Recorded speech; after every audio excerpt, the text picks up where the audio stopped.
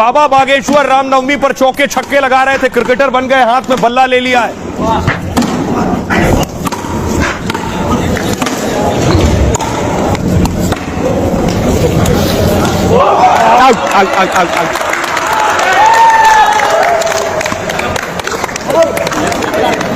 बाबा बागेश्वर ने एक ओवर में 3 विकेट ले लिए, गिल्लियां भी उखाड़ दी।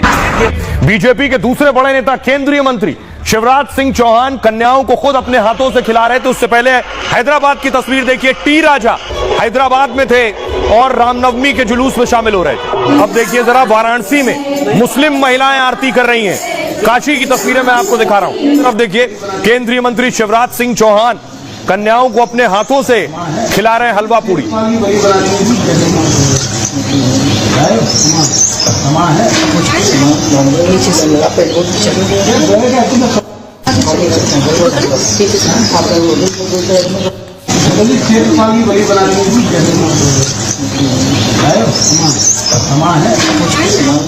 अब आपको लिए चलता हूं बंगाल से एक विचित्र तस्वीर आई। कल्याण बनर्जी को आप जानते हैं, टीएमसी के नेता, वक्फ में जिन्होंने लड़ाई भी की थी जेपीसी की बैठक में। कल्याण बनर्जी की रामनवमी देखिएगा, हनुमान चालीसा का पाठ हो रहा था, पुजारी जी से पूछ रहे हैं क्या पूरा पढ़ोगे, तो कल्याण बनर्जी को देखा। लेकिन बीजेपी ने इस बार रामनवमी बंगाल में मनाई। ये तस्वीर आप देख रहे हैं दिलीप घोष की। बीजेपी नेता बाइक रैली निकाल रहे थे बंगाल में। ममता के राज्य में बीजेपी धूमधाम से रामनवमी मना रही थी। हावड़ा की तस्वीरें देख रहे हैं, दिलीप घोष बाइक पर सवार हैं और राम यात्रा निकाल रहे हैं। अगली तस्वीर देखिए जरा, बीजेपी के अध्यक्ष सुकांत मजूमदार को आप देख रहे हैं रामनवमी में और बंगाल की सड़कों पर यात्रा निकाल रहे हैं। तो आप देख रहे थे बंगाल के हालात। आइए अब मैं आपको दिखाऊं तस्वीरें जो बंगाल से ही आई हैं। बंगाल में बीजेपी के नेता भी सड़कों पर थे। दूसरी तस्वीर देखिए, यह तस्वीर सिलीगुड़ी की आप देख रहे हैं, जहां मुस्लिम समाज के लोग टोपी लगाए हुए रामनवमी की शोभा यात्रा पर पुष्प वर्षा कर रहे हैं, फूल बरसा रहे हैं।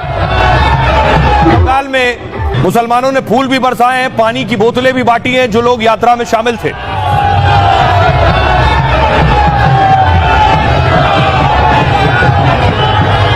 और दूसरी तरफ आपको दिखाऊं, टीएमसी भी मुस्लिम नेताओं के साथ रामनवमी पर यात्रा निकाल रही थी। यह टीएमसी की यात्रा है। और आइए आपको बताऊं बंगाल में हालात क्या थे रामनवमी पर, क्या तैयारी सरकार ने की थी।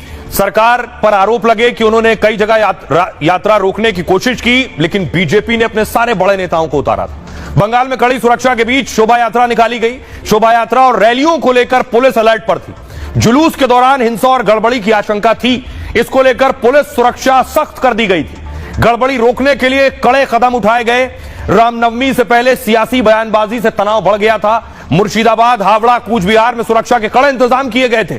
यहां 2000 से ज्यादा जुलूस निकलने की उम्मीद थी। जुलूस में 1.5 करोड़ लोगों के शामिल होने की संभावना थी और शुभेंदु अधिकारी ने नंदीग्राम में राम मंदिर की आधारशिला रख दी है। नंदीग्राम में अयोध्या की तर्ज पर राम मंदिर का निर्माण होना है। रामनवमी को लेकर बंगाल के सभी जिलों में अलर्ट था। 7 जिलों में अतिरिक्त पुलिस और रैपिड एक्शन फोर्स तैनात की गई थी। कोलकाता में 5000 अतिरिक्त पुलिस जवान की तैनाती थी। रामनवमी जुलूस की बाकायदा वीडियोग्राफी की गई। जुलूस के दौरान ड्रोन से भी नजर रखी जा रही थी। अप्रिय घटना को रोकने के लिए कंट्रोल रूम भी बनाया गया था। बाकायदा कोलकाता हाईकोर्ट ने सशर्त शोभा यात्रा की इजाजत दी थी। हावड़ा में बिना हथियार वाली रैली की अनुमति दी गई थी। रामनवमी से पहले कल यहां लोग सड़कों पर निकले थे। आइए अब आपको सुनवाता हूं, सुनिए क्या कुछ कह रहे हैं इस पर सियासतदान। राम मंदिर उद्घाटन का दिन 22 जनवरी, इसका चीफ मिनिस्टर ने कलकत्ता में मिছিল किया।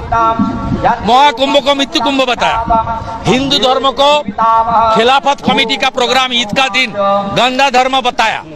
ये बिगाड़ने का काम चीफ मिनिस्टर और उनकी सरकार कर रहा है। सब हिंदू भाजपा है ऐसा गलत मत सोचिए।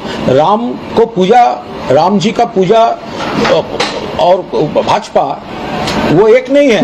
बहुत राम जी का पूजा हो रहा है, वो लोग एंटी भाजपा है। हिंदुस्तान में रामनवमी नहीं होता कहाँ हो? लंदन में होगा। यहाँ राम यहाँ के राष्ट्र पुरुष है। रामनवमी धमाके से होगा, हर साल होगा।